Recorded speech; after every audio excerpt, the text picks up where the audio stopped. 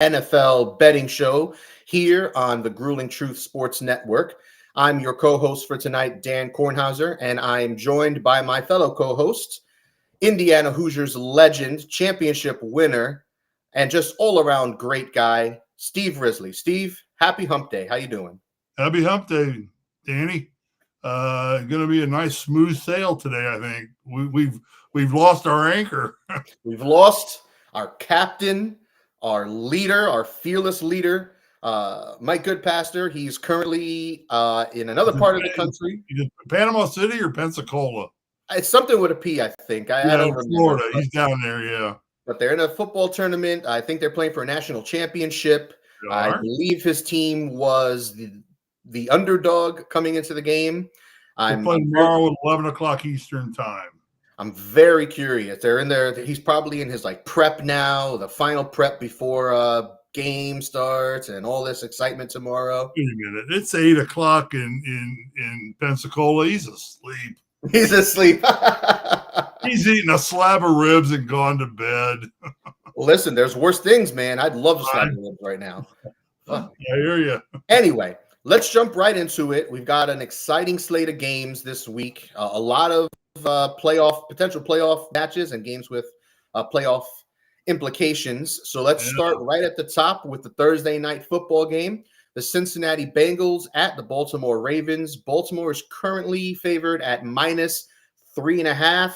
Steve, take us away.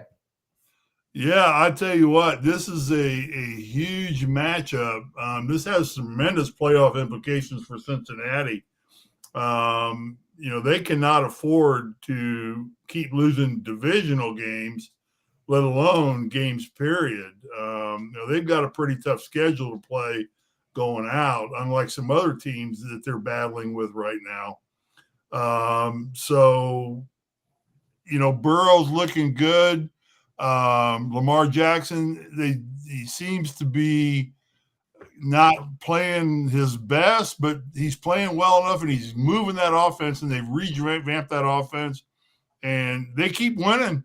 Mm-hmm. They keep beating teams up and going. So I think what's great is, we're going to start the week off with a huge game, and we're going to end Monday night with a huge game, which we'll get to later. But give us the lowdown on the injury reports and who's healthy and who's not, and what your statistical take is of this game.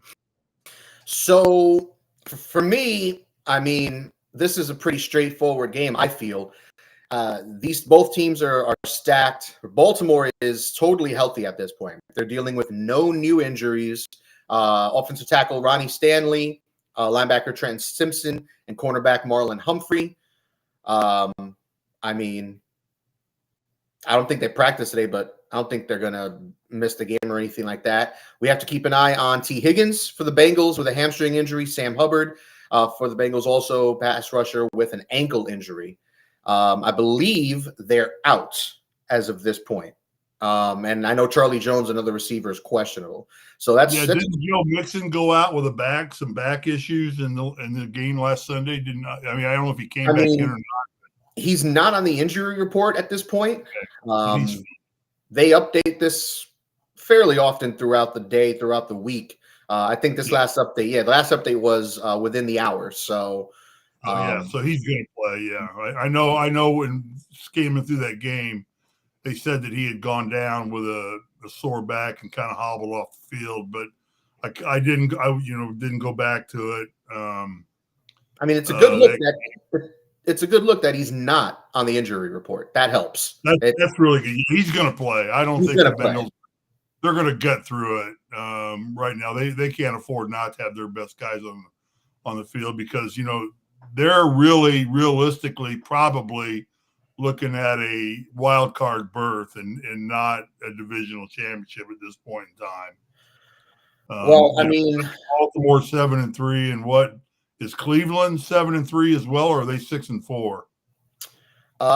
So Cleveland is 6-3. Okay, so 6-3. So, and then what's Pittsburgh? Pittsburgh is, I want to say, also 6-3. Yeah, I think they were. And the Bengals were like 4-5, or Hold on, let me pull it up. So yeah, so Pittsburgh 6-3, Cleveland 6-3, Cincinnati 5-4. 5-4. So yeah, so and what the Ravens are 7-3. Yep, Ravens are 7-3. Yeah, Currently, the Ravens haven't had their bye week yet. right. So currently, the Ravens are the 2 seed. If the playoffs ended today, they would be the 2 seed in the playoffs. But anyway, road for Cincinnati to come through. But I mean, what do you think? What do you think in this game? I think this is going to be an ugly game. It's going to be defensive struggle. It's a short week for both teams. No T. Higgins. That Bengals offense looked awful this past week. Just not quite right. I'm going to this line, Baltimore -3.5. It's a little tricky. I'm going to take Baltimore very reluctantly, but I don't know if they can cover this 3.5. I'm just going to do it just because I think their combination of their elite defense, the ground game, which Gus Edwards has been going off the last month, and Lamar Jackson's playing winning football. He's squarely in the MVP race. So even though the stats aren't gaudy, he's playing smart football and he's doing what he needs to do. So I'm going to take Baltimore. Yeah, I think the reason that the Baltimore is a 2 seed right now is because he's not playing gaudy. I think he's toned down his statistical chase and upped his win chase, and I think the guy wants a ring as much more now than he just wants numbers on the board, rushing or throwing. And I think he's making smarter decisions. I think people are just shocked, or maybe not shock's is an overindulgent word. I think that they don't see the same Lamar Jackson we're used to, the very flashy one. And I think we're seeing a maturity of a good quarterback. 3.5, Mike told me, and you told me too, about this home team gets 3 points for playing at home. Games at Baltimore. That means it's really, according to Mike Goodpaster, only a half-point spread in this game. I mean, if that 3 points holds true for Baltimore, which I think it will, I'm going to go along with you, and I'm going to take Baltimore and cover the 3.5 points.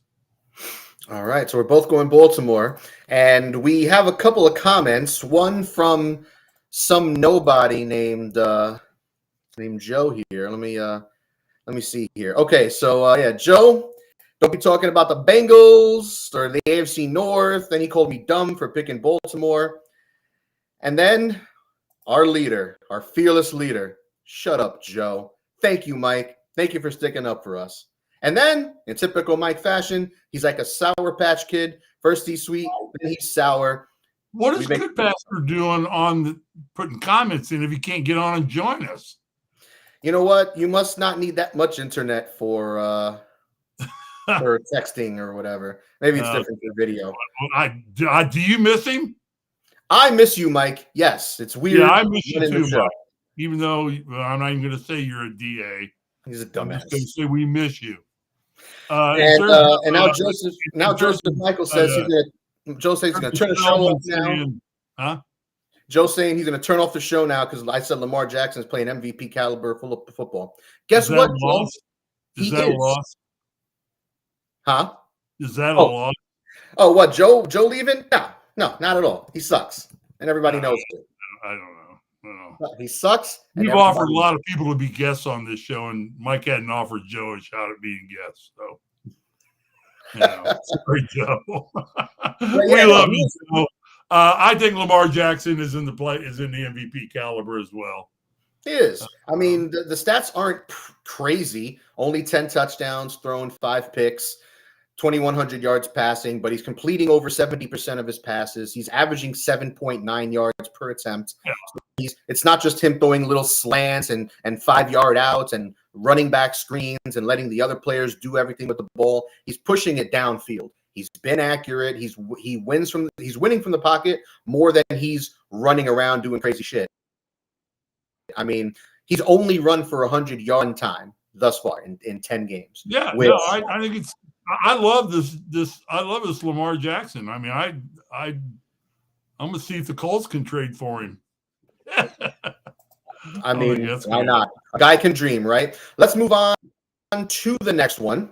We still have a full slate of games here. The Dallas Cowboys at the Carolina Panthers. Dallas minus 10.5. I'm going to start us off on this one. I'm going to take Dallas. I'm a little surprised this line isn't higher, considering how they just like to smack ass teams like Carolina. But it's a disaster. Carolina can't run the ball efficiently. Their best receiving target's Adam Thielen, who's averaging maybe 10 yards a catch. It's awful. Bryce Young is getting no love. His coaching sucks. The system sucks. The weapons suck. The O-line's not that good. Just everything's bad. Carolina might be missing some key young defensive players this week. That doesn't help. I'm going to take Dallas. Yeah, Cowboys against the Giants. That cost me. I picked the Giants to at least cover the dadgum 14-point spread. Mm-hmm. And holy cow, that was 5 minutes into the game. It was 21-0.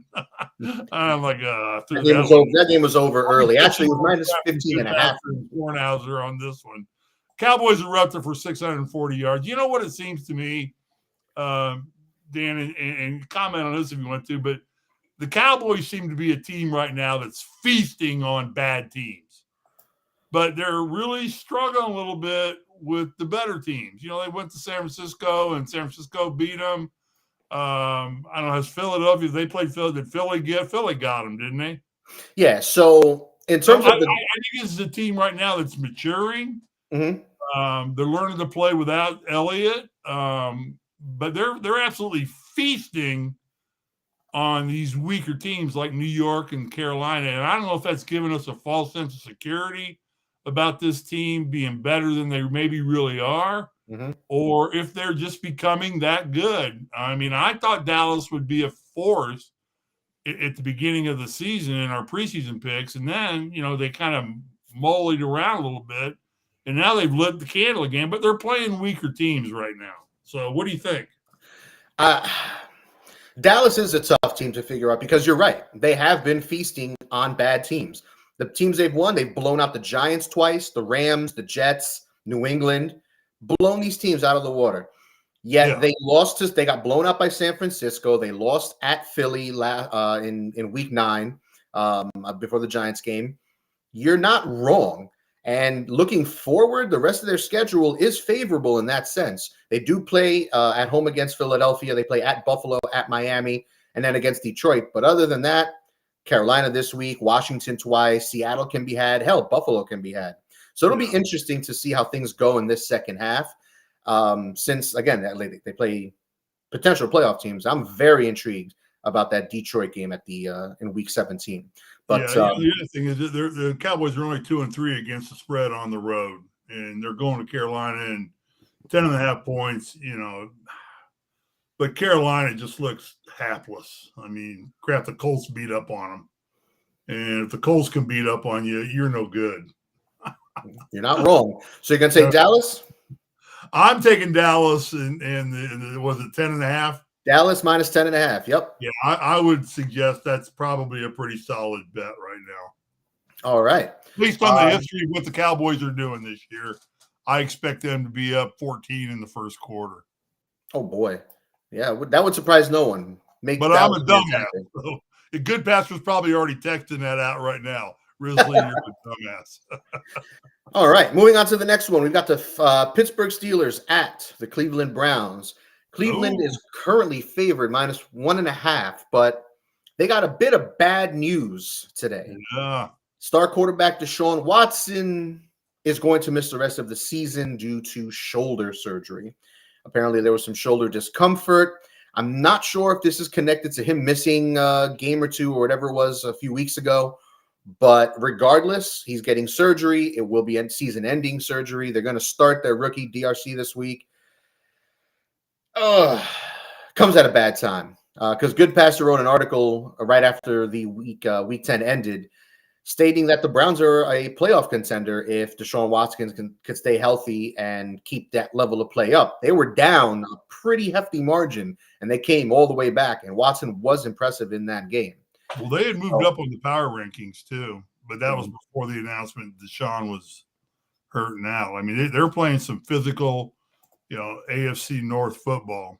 And they have arguably the best defense in football.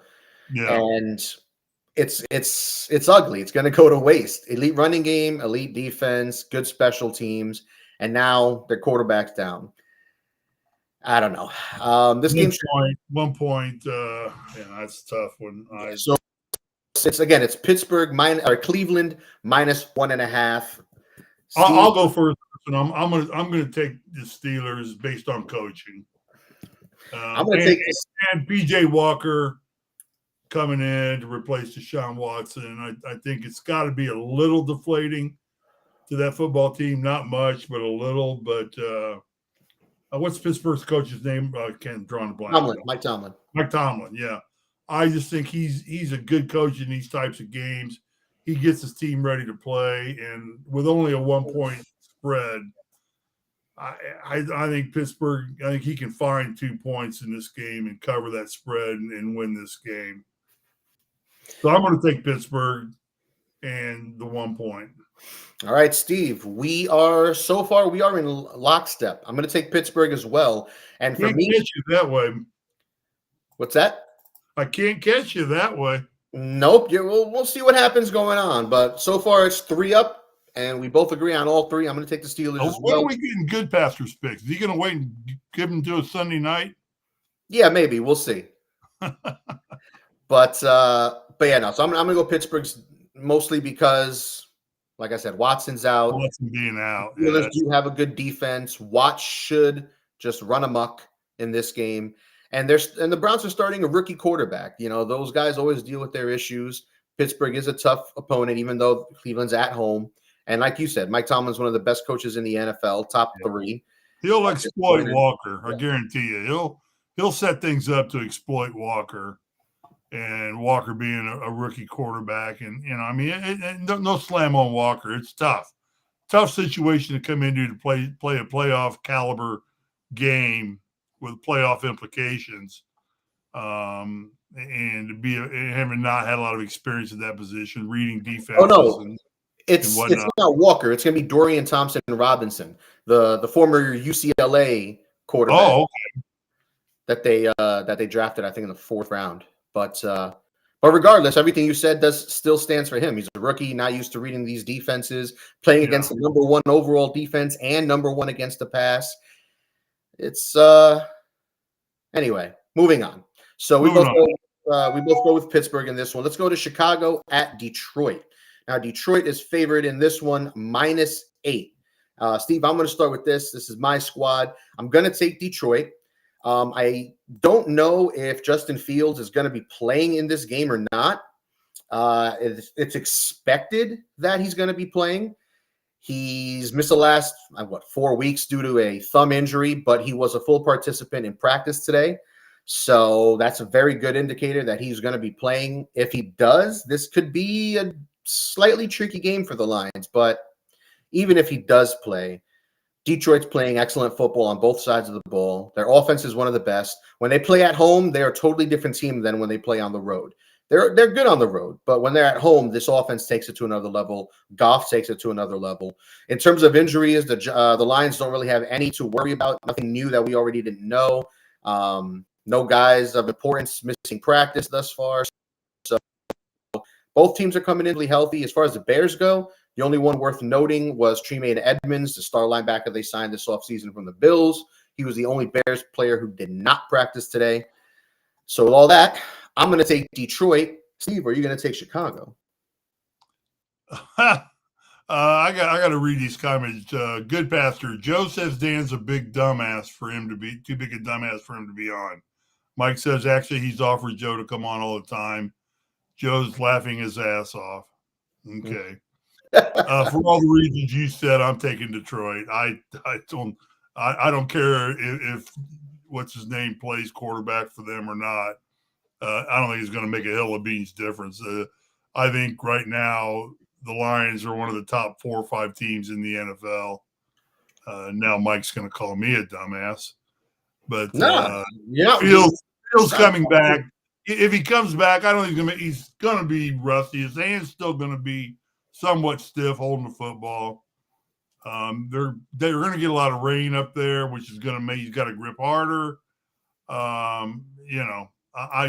This game's in Detroit. Goff is playing I tell you what, I think right now the Rams wish they had Goff back. So no slam on. Maybe I'm a Stafford fan, but it looks like we'll get to the Rams. So. we'll get to the Rams, but let's catch up We're on both this. on Detroit here. Yes, so we both got Detroit, and so Mike and Joe going back and forth. So Mike actually has a reason. We're done.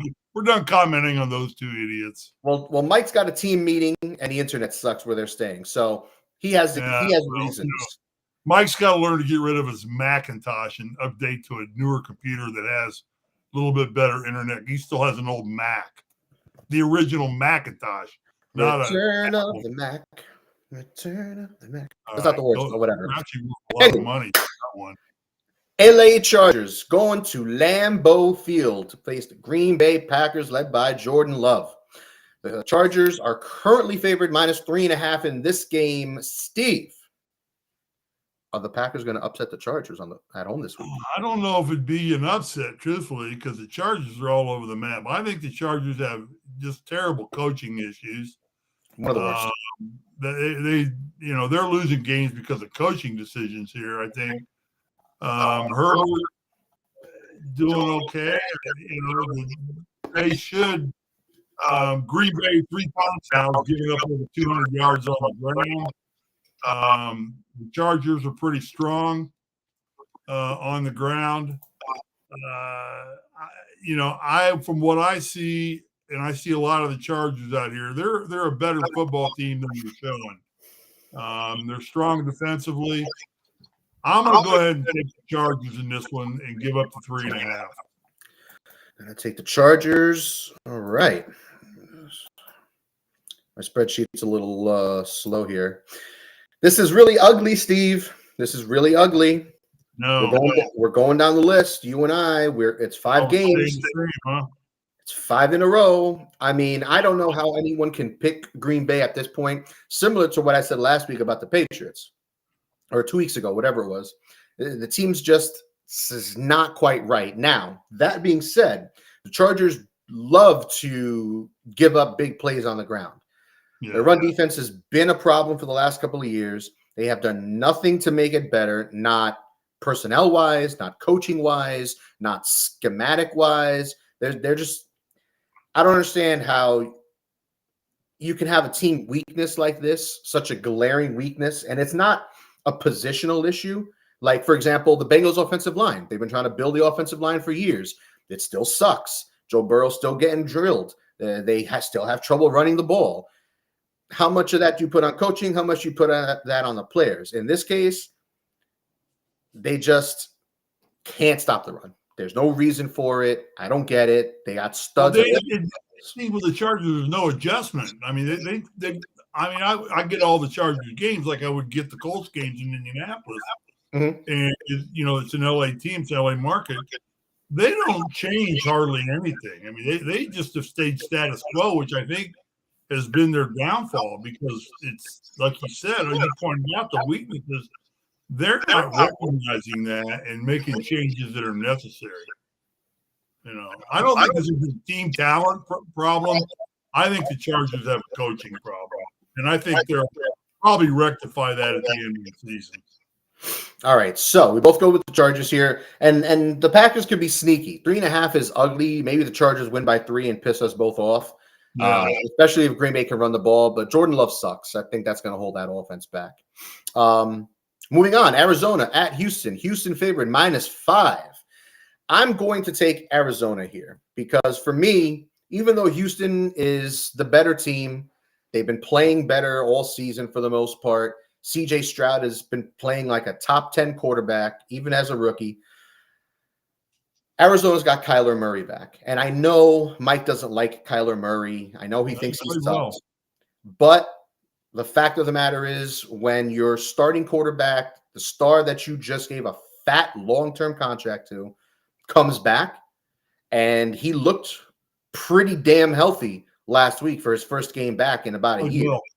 He looked damn healthy. They won that game. They have the look of a team that wants to win moving forward. They should want to lose, I think, to help build the team better. They would probably like to add like a Marvin Harrison Jr. at receiver in the draft, with one of the top 3 picks, but they seem intent on winning games. So I think they're going to go all out. I think Murray has a good game here, and I think Arizona comes away with the dub. And even if they don't, Houston -5. CJ Stroud's right, but he is still a rookie. And he does have those games where, like last week, he throws for over 300 yards. They go crazy, couple touchdowns, huge statistical output, and they got the dub, and he came back, and he looks great, and. But these two teams are more evenly matched, I think, than some people think, quarterbacks aside. And I think for that, this line's too high. I'm going to take Arizona. All right, the train is broken. I like C.J. Stroud. I think Mike's going to just flip his lid. I've heard his name mentioned now as potential in the MVP mix. Why not? Why not? I mean, the kid's only thrown 2 interceptions for the season. Something like that. The best touchdown to interception ratio of any quarterback in the NFL right now.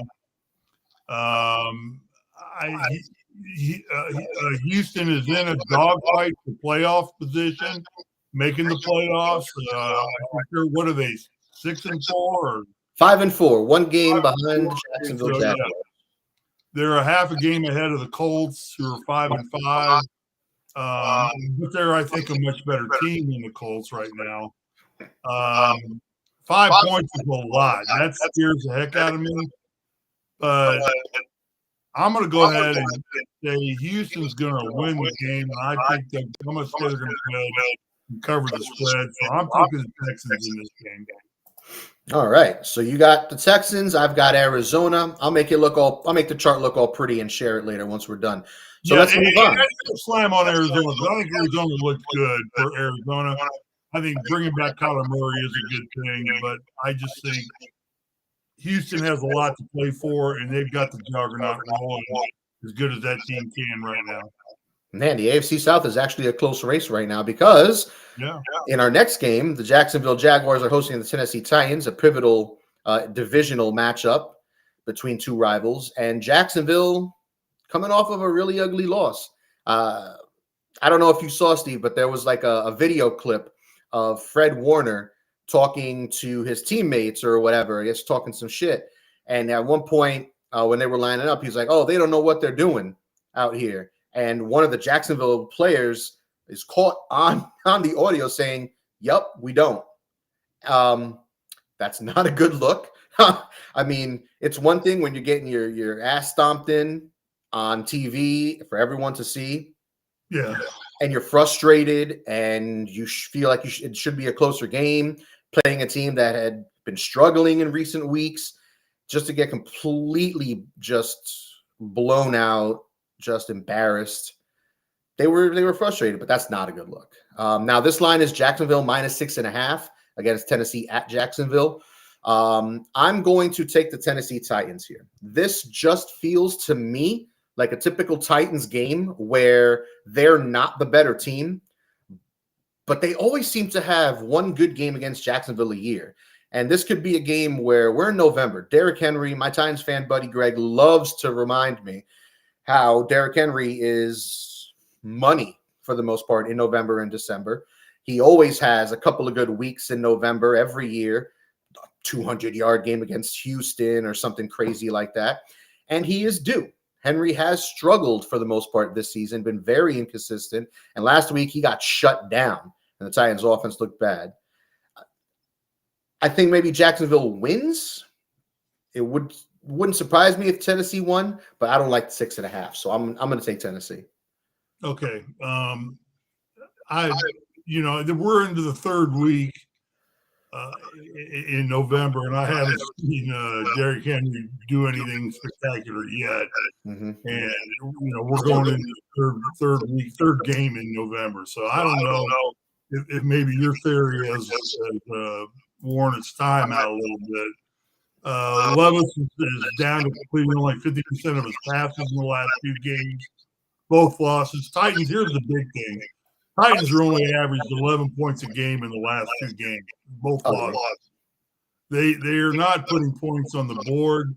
Levis is not getting the ball in the end zone. Derrick Henry, I don't think they can rely on like they could a couple of 3 years ago.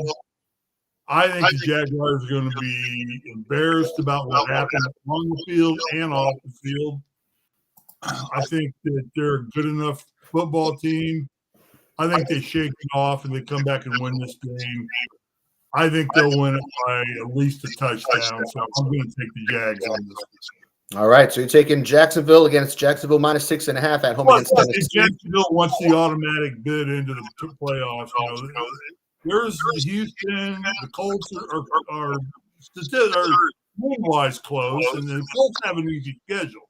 Mm-hmm. We can talk a little about the Colts because they're on a bye week this week, but they're 5-5 right now, looking at probably one of the easier schedules left in the NFL. They could easily pop in there with a winning, unjustified record. Oh, yeah. And all of a sudden, if Jacksonville starts losing games that they should be winning, although I think you said you expect Jacksonville to win the game, just not cover the spread. I think they're going to cover the spread. But, Jacksonville's got a lot to play for and a lot to be on their toes about right now. They want to hold on to that number one spot, which is the automatic playoff bid. And it helps that wide receiver Zay Jones, who's been out with a knee injury, was a limited participant in practice today. So if he continues to practice throughout the week, practices on Friday, it's a good chance he plays on Sunday. Yeah. And their passing game hasn't been quite right. And it's weird because you don't think of someone like Zay Jones being such a consequential piece to a passing offense. But he is. He works well with Trevor Lawrence. Lawrence trusts him, especially in the red zone. Mm-hmm. So getting him back will only help Trevor Lawrence in the offense if he plays and if he's fully healthy. So that's something to keep an eye on as well. The Las Vegas Raiders visit Miami. Now, this line is crazy. This line has fluctuated quite a bit. It was at, I think, 10.5 or something like that earlier, 11.5. Now it's Miami -13.5. Steve, is Miami going to beat the Raiders by 2 touchdowns with Aiden O'Connell at quarterback? It's amazing what just a coaching change can do for a football team. No real talent changes on this team. Just a coaching change, and it just rejuvenates their mentality. I think we all thought the Raiders were a better team than they were showing. They've got themselves in the playoff hunt now too. What are they, 5-4? Who now? The Raiders. The Raiders, they are 5-5, second in the AFC West. There's a mishmash of teams at 5-5, mm-hmm. and those 5-5 teams just can't afford to lose more than 1 or 2 games.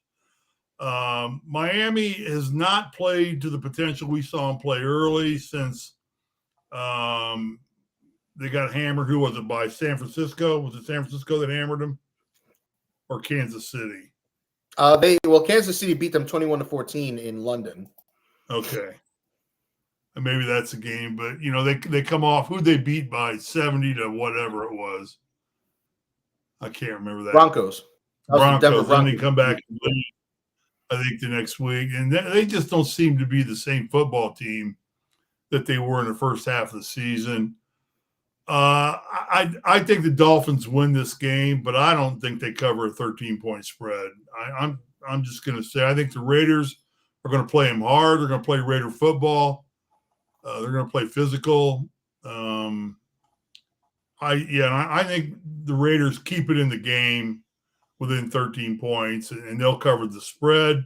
But if you're betting straight up, I still got to believe the Dolphins are going to game. But I'm taking the Raiders. I am going to take Miami.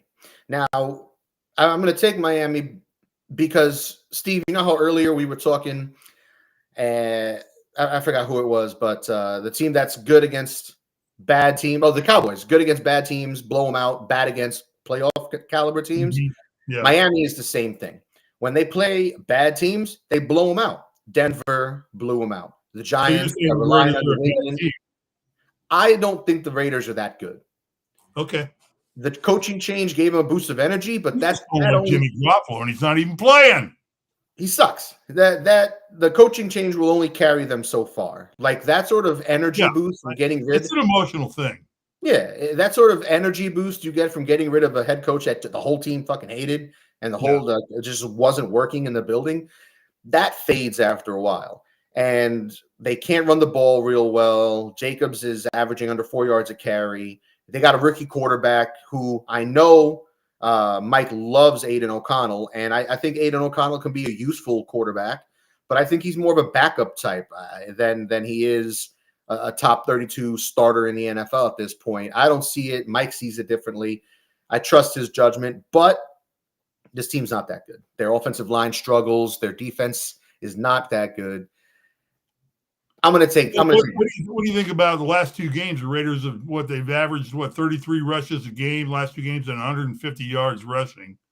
But the Dolphins have a pretty good run defense from what I've found in studying. It's a good stretch for them, but also the concern is, I mean, their defense. Is that bubble going to burst? Their defense can't stop the run, and Miami loves to run the ball. It could be a game where they run for 150 yards as a team, and that's assuming Devin Achane is coming back this week.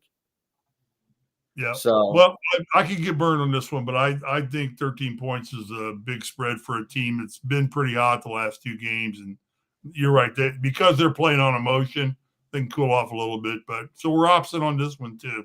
So that's 3 in a row, Steve. That's 3 in a row that we disagree on. Uh-oh. Maybe you'll catch up to me sooner than later. Or I'll fall farther behind. Or you'll dig yourself deeper. It's fine. Yeah, it's okay. Either way, we love you, bud. So the New York Giants at the Washington Commanders. Washington -9. I'm going to take the Washington Commanders. The Giants. Do we need to say anything else about this game? Who cares? The one thing of note, I mean, I am in New York, so I do want to talk a little bit about it. Yeah. One thing of note is rookie quarterback Tommy DeVito was limited in practice with a left shoulder injury. Now, it's not his throwing shoulder, but the fact that he was limited is something to watch, because if he can't go, then I believe Matt Barkley is the next man up at quarterback, and that's horrid. I feel bad for Giants fans that they got to go through all this, but everyone deals with injuries. It is what it is. They had a bunch of guys who didn't practice, actually.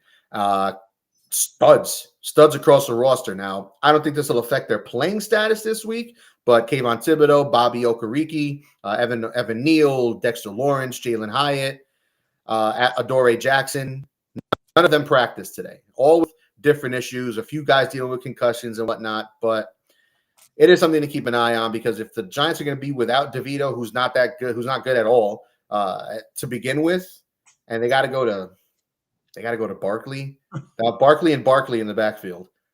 DeVito, I can't believe the guy's still walking. He's been sacked 11 times in the last two games he's played. I mean, that guy's got to be hurting. So ugly, but I'm taking Washington. You're taking Washington. A franchise like the Giants just fall apart so badly. I mean, it's New York City. Who doesn't want to go to, if you're an athlete, who doesn't want to go and play in New York City? You know what? You say that, but that's an old school way of thinking, because it's an old school, okay. Because tons of athletes, not just in football, basketball, baseball, nobody wants to come to New York. Like no one wants to come to the Knicks. The only reason the Nets got Kyrie was because Durant was going, or vice versa. Like, that's the only reason the Nets were even relevant the last few years. And even then, it completely fell apart because these guys were never healthy, never played together. They had James Harden for a spell, a few weeks, a couple months maybe, or whatever it was, and they got rid of him because of the drama. Well, Harden hadn't won a game as a Clipper either yet. So anyway, James Harden. He's always as a Clipper. Same thing with the Yankees, same thing with the Mets. Nobody wants to come to New York unless you overpay. And the whole thing of, go to New York, play in the bright lights. Who wouldn't want to play in New York? That's old school. That's when New York teams were winning chips and the whole big city allure stood out more. Now it's 2023. You want to see a big city, go on Google Maps, go on Instagram, and go watch some influencers tour of the city, some nice restaurants and shit. But no, anywho, let's move on. Tampa Bay at San Francisco. San Hey, we Francisco's got a serious question here from Tracy Demare. You read that? Tracy, I'm the last idiot you want making recommendations on what sports ticker to get. I think what you should do, Tracy, is wait one more week for Goodpaster and Dan to put their heads together. I see what this is. That's an ad. I don't know where that's coming from, but yeah, it's a sponsored ad. Oh, okay. Yeah, we're not gonna put that up. We're not gonna read that out loud. Thanks for watching, Tracy, but yeah, no ad stuff in this space. Moving on. Tampa Bay at San Francisco. I am on betting. San Francisco's minus 11.5. They are at home against Tampa Bay. Steve, do you trust San Francisco to win by 12 a week after blowing out Jacksonville? Tampa Bay. Oh, man. Tampa Bay plays tough football. But where's the game at? The game's at San Francisco, isn't it? Yeah, it's at San Fran, but yeah. What's the spread? 10.5? The spread in this game is currently minus 11.5, San Francisco. Ooh. And I'm gonna take the 49ers. I'm gonna take the 49ers. I think their defense is looking strong. They had a bye week that came out. Defense got 5 sacks, 10 quarterback hits. It says pass rushing tandem Bosa and Chase Young are they're going after people. I don't know how good Tampa Bay's rush offense ranks 31st. They're going to rely on Baker Mayfield.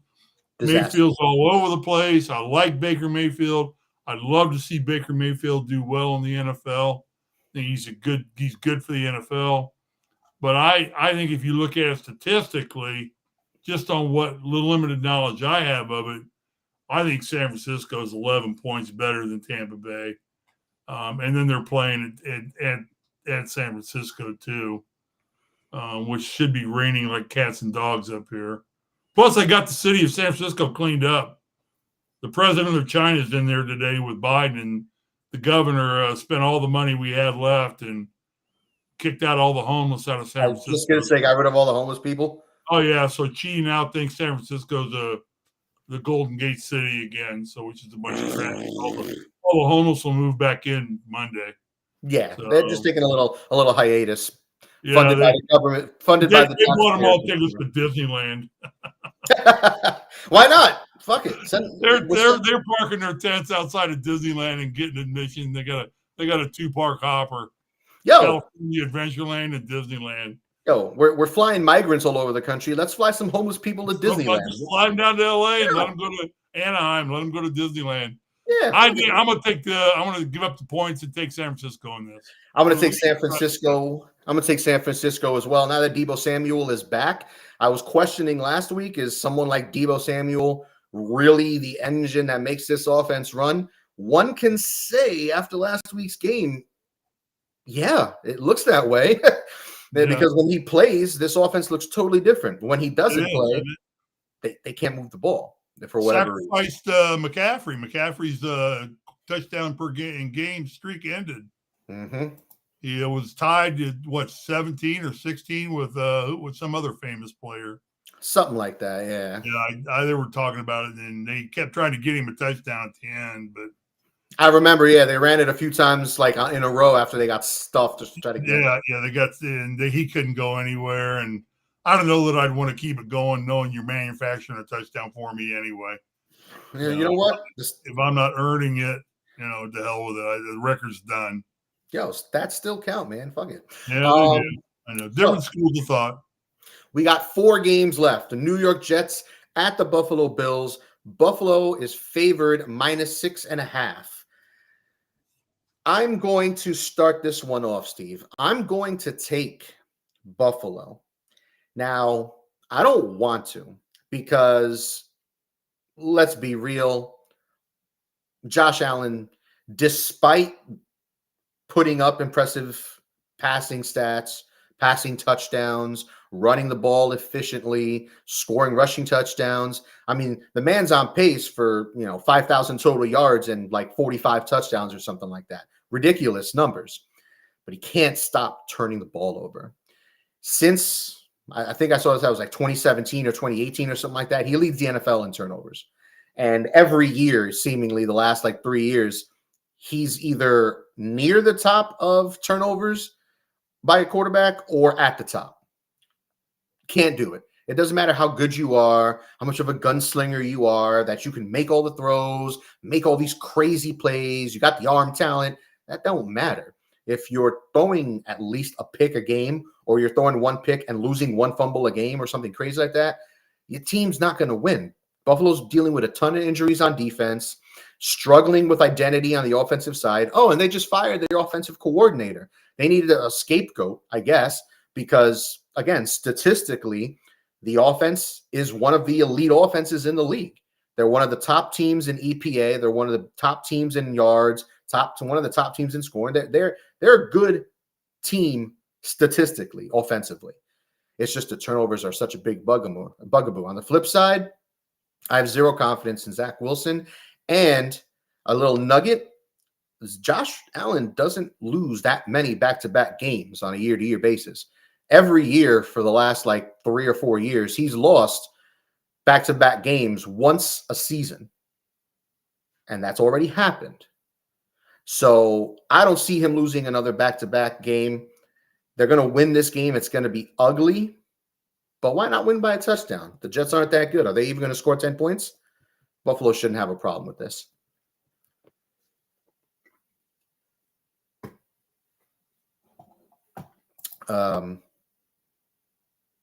Steve, your audio is not working. Unless my computer went crazy. Can you hear me? Nod if you can hear me. He can hear me. Okay, so maybe check your headphones.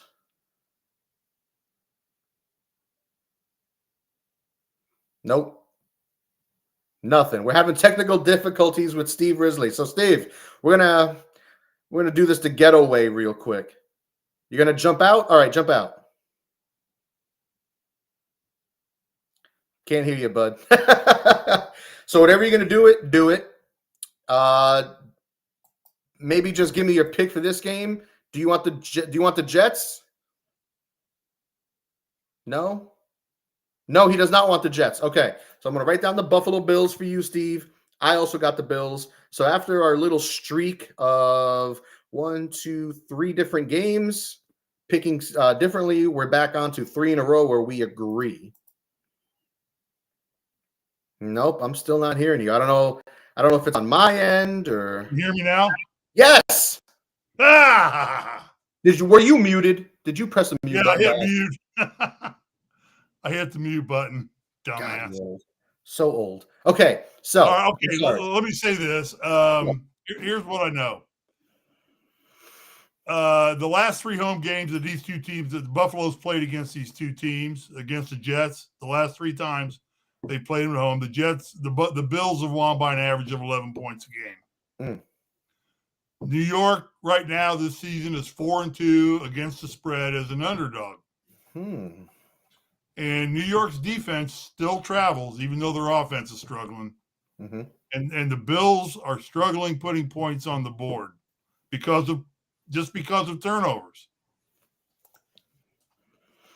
That being said, against my better judgment, I'm going to take the Bills one last time. Yep, this is it, Mike Jack. If they disappoint again, I don't know if I'll be picking Buffalo for the rest of the year. No, I don't know if I will either. And I don't know why they keep getting these crazy ass lines. So this one's 6.5. Actually, it's been higher. I've seen other places. Buffalo was -7.5 last week. What were they the week before? Well, the week before they played Cincinnati and they got beat handily. But the lines are crazy. Oh, Buffalo against the Bucks -7.5 in week 8. Yeah, there are people thinking they're still a Super Bowl contender. I think they're going to be lucky to make the playoffs. Buffalo against the Patriots in week 7, -8.5. So despite Buffalo's struggles, Vegas is still giving them these crazy ass lines. So Yeah. we'll see how that changes moving forward. One last time, I'm going to try Buffalo. Buffalo, both of us. Seattle at the LA Rams. Now, I don't have much injury info for this game for whatever reason. I've looked in a couple of places, but I'm not really getting much information. This line was higher earlier today, but it's hold on. Is it really Seattle only -1? Hold on a second. Let me just double check this line.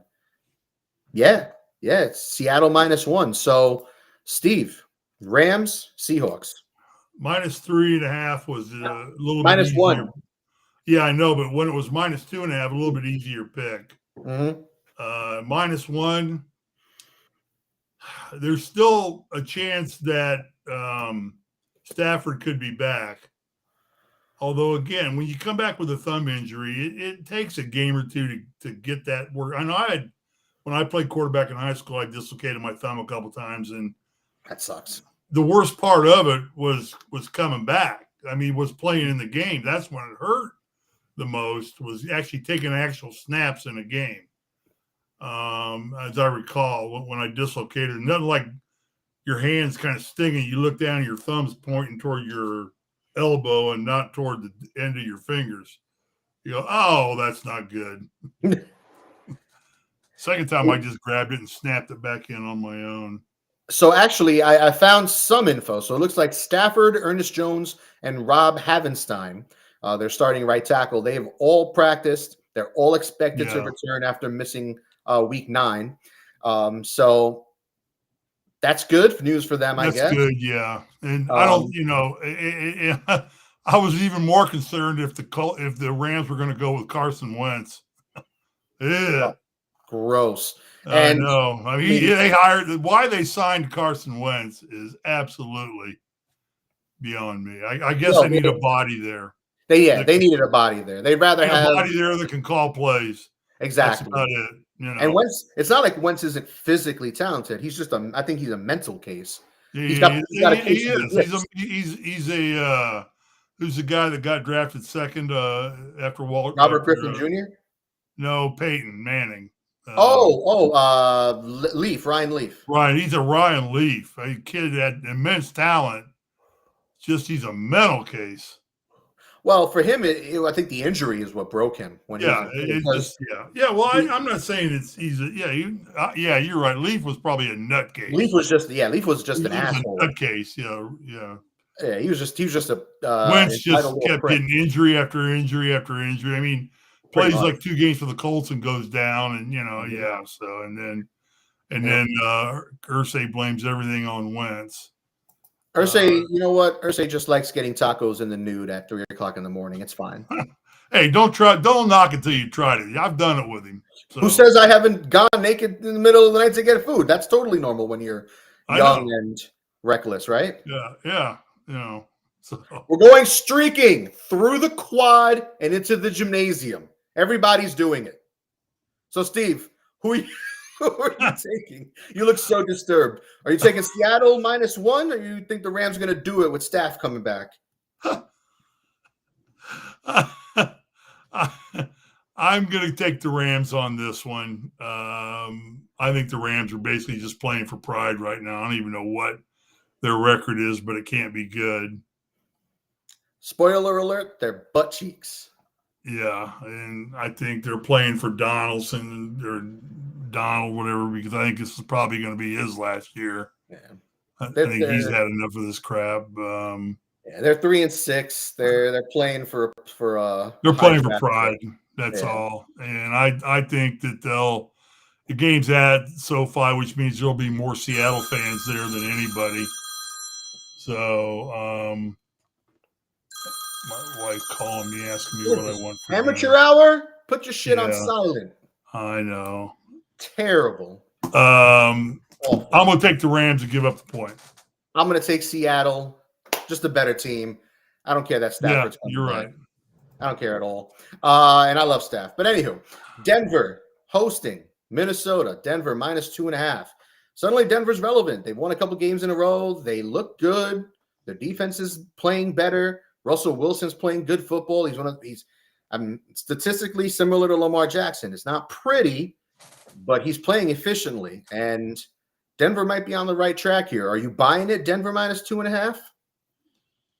I was buying at Denver minus 1.5, 2.5. It's still within a field goal. Who's quarterbacking for the Vikings? Is it for the Vikings? It's Josh Dobbs. They traded for him at the deadline, and Russell Wilson's getting better. He's that offense is starting to click a little bit. I don't think they're ready to contend. Although they're in the playoff hunt now, aren't they? Aren't they like another 5-5 team? Technically, yes, they are. They're 6-4. They're currently 6-4. They got everything to play for. They do. They're currently I'm definitely at 1.5. I'm going with the Broncos in this game. Game's at Denver. You got that altitude issue. Yeah. So I'm going to take the Broncos.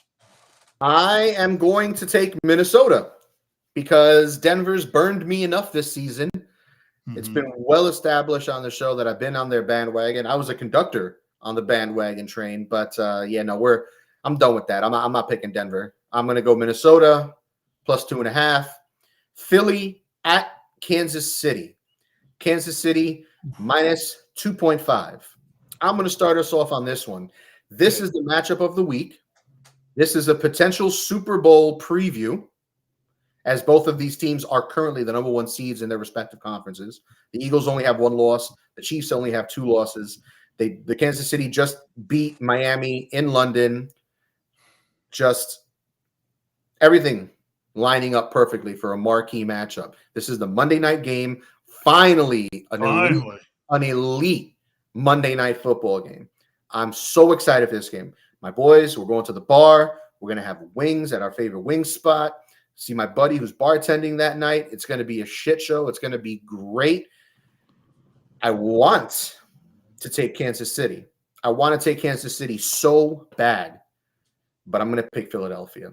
Ooh. I think Philly's a better team. I think they haven't hit their stride, and they've only got 1 loss. That should scare the shit out of the rest of the NFL.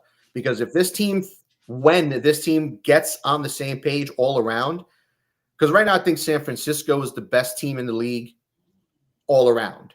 They have an elite pass rush, an elite defense when they want to, an efficient passing attack, an elite ground game, solid offensive line, good coaching. They have everything you want. They're a very, very well-balanced team. Philadelphia is right there. Philly might have the best O-line in the league outside of Detroit.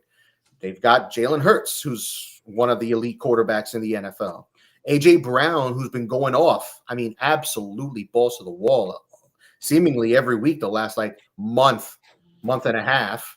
There's a lot going on in Philly, and I think they want to make a statement on national TV. They want to show everyone y'all are sleeping on us a little bit for an 8-1 team. Everyone's kind of about the Eagles. I think that's a mistake, and I think they put on a show. I'm gonna take Philly. I don't know. I think the Chiefs are playing footloose and fancy free right now. Hurts 87.8 passer rating on the road. Struggle with interceptions lately. Going into Kansas City, that's a raucous place, and it'll be even more raucous on a Monday night. That place will be rocking and rolling, and there will not be a lot of seats to be had for Eagles fans to come into that stadium. It won't be like SoFi or Lucas Oil or MetLife Stadium or anything like that. It'll be a lot of red in that place. Mm-hmm. The only thing that concerns me is Kelsey's globe-trotting all the night. He's going to South America, chasing after that tail. It's a good tail to chase. Yeah, it's a wealthy tail to chase, that's for sure. Nice. But if you want to be submissive, that's probably the place to go. Nice. I don't know. I'm gonna. It's 2.5, right? Minus 2.5. I'm gonna take Chiefs. Do it, boy. Showing some sand. I love it. My one concern in this one for Philadelphia is their pass defense. They're currently 30th in the NFL in pass defense. Their secondary, Bradbury is awful.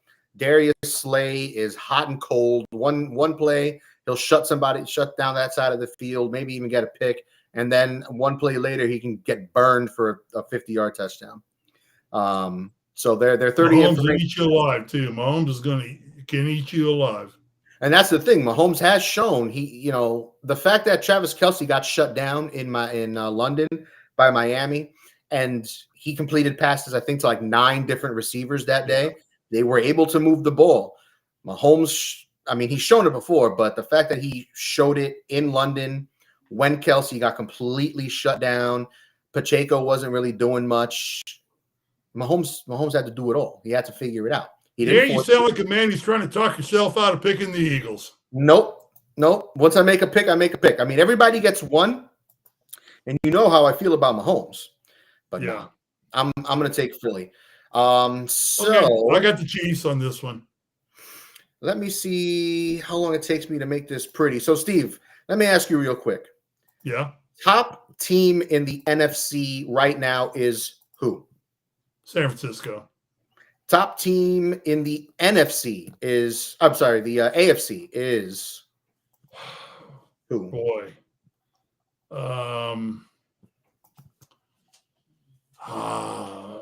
AFC, I've got to stay with Kansas City at this point in time.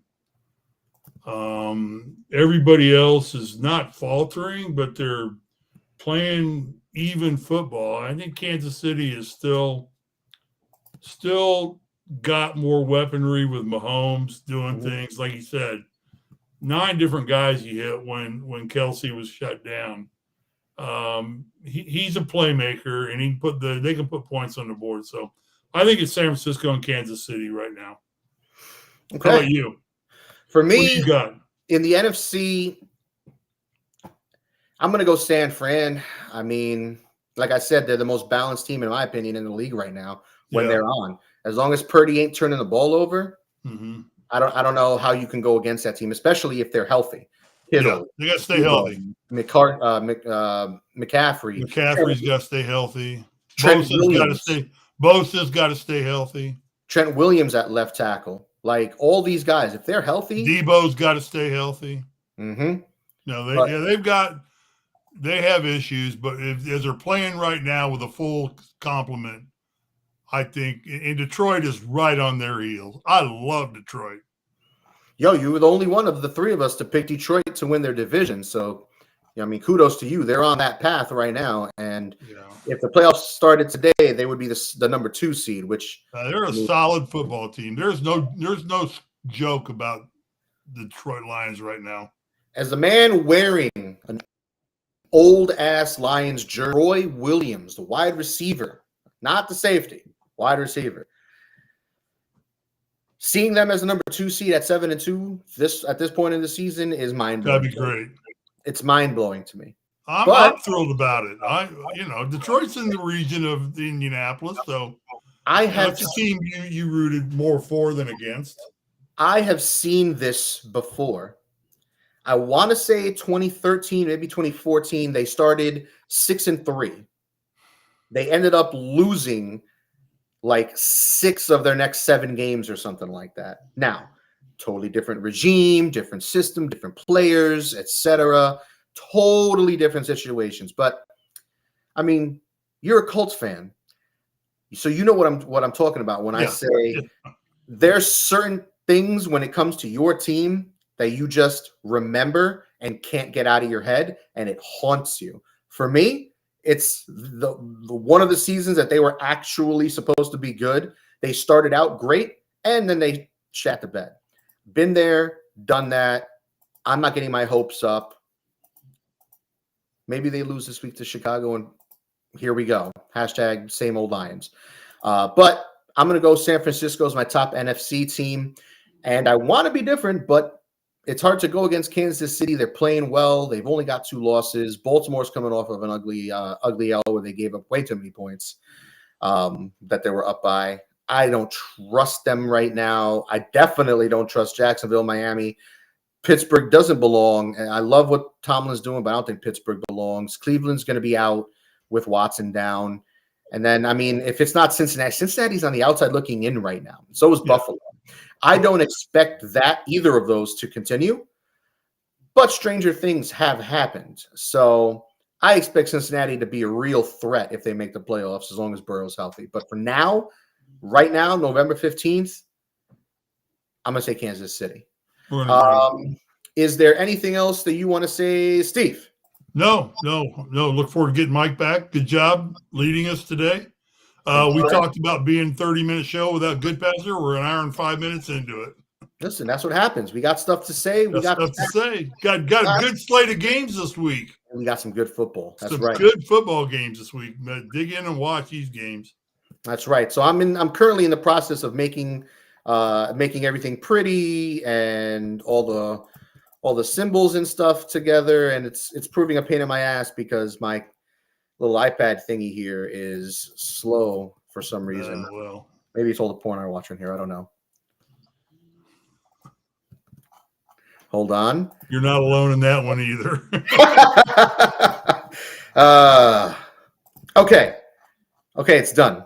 All right, here we go. Let me. Well, where's Good? Is Goodpasser going to send you his picks? He will. I will message him and harass him to get me that information. There she is. Isn't she lovely? Nice to not be called a dumbass in person. I think he texted dumbass to me. He might have. I think he did. He might have. It's fine. Okay. Oh, and so here it is. Here are mine and Steve's picks this week. Don't worry, Mike. I will update it and put your picks in there when you send them to me. But as of now, after week 10, I went 8-5 last week. Mike went 6-7. Steve went 5-8. So now I am just 3 games back of Mike, and 4 games ahead of Steve. Steve is struggling to keep up, but it's still early. It's not early. It's not. I was being nice. Yeah, I'm feeling like a Bengal right now. I'm falling behind. Mm-hmm. But we picked 1, 2, 3, 4, 5, 6 different games this week, you and I, Steve. So it'll be interesting to see what goes on here. I'm very curious to get Mike's picks as well. Yeah, see where he goes. These are the teams that are on the bye week, all that good stuff. Pretty. And let me stop sharing that. There we go. We're done. So with that being said, thank you guys for tuning in for another edition of the weekly NFL betting pick'em show here on the Grueling Truth Sports Network, where legends speak. Follow Steve Risley on Twitter. Steve, what's your handle? That's Risley34. Excellent. Instagram and Twitter and Facebook. IG, Twitter, and Facebook. Love it. You can follow me on Instagram or on Twitter or X, whatever as it's now called. Yeah. At DB Talking Sports. D as in Dan, B as in Bob. But for now, for Steve Risley, for our missing leader, Mike Goodpasser, and for myself, Dan Kornhauser, thank you guys for tuning in.